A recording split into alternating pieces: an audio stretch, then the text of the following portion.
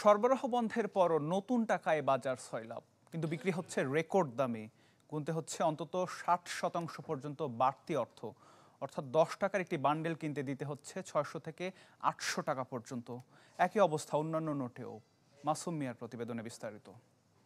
বিশ্বমানের থার্মিক্স রড, সালাম স্টিল থার্মিক্স, দেশের একমাত্র থার্মিক্স রড। নতুন টাকা ছাড়া অনেকেরই ঈদ অসম্পূর্ণ। ঈদই বকশিস বা সালামি হিসেবে ঝকঝকে টাকা প্রাপ্তি আনন্দের মাত্রা বাড়িয়ে দেয় বহুগুণ। নতুন টাকা দেওয়ার যুগ যুগের এই রীতি পরিণত হয়েছে অলিখিত ঐতিহ্য বা রেওয়াজে।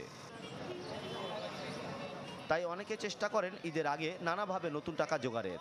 সাধারণত ব্যাংক থেকে টাকা সংগ্রহ করার চেষ্টা করা হয়, তবে এবার পরিস্থিতি কিছুটা আলাদা।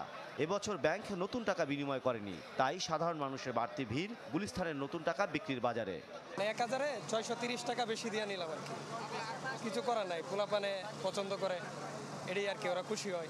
এক বান্ডিলে 800 টাকা 2000 টাকা, এত বেশি দিন নেওয়া যায়? এটা নেওয়া অসম্ভব। টাকার রেট বেশি, সেজন্য টাকা নেবো না। বাড়ির বাচ্চা কাচ্চা আছে, এদের টাকা দরকার বলছিল। 1000 টাকায় আমি 600 টাকা বেশি দিলাম। বাংলাদেশ ব্যাংকের গভর্নমেন্টকে ওনাকে বলেন যে এই টাকাটা কেমনে বাই করে ওনরা। 100টি 10 টাকার নোট কিনতে গ্রাহকদের বাড়তি গুনতে হচ্ছে সর্বোচ্চ 800 টাকা। রেকর্ড দামে বিক্রি হচ্ছে 5, 20 ও 50 টাকার নতুন নোট। বিক্রেতাদের দাবি, জোগান না থাকায় নতুন নোট উচ্চ মূল্যে বিক্রি করতে বাধ্য হচ্ছেন তারা। কিন্তু এই বছর দাম এত কেন? ব্যাংক মাল দেয় না এই কারণেই। কারণ যারা মনে করেন যে স্টক করে রাখছিল আগে থেকে, তারা এখন দাম বেশি দামে বেচতেছে।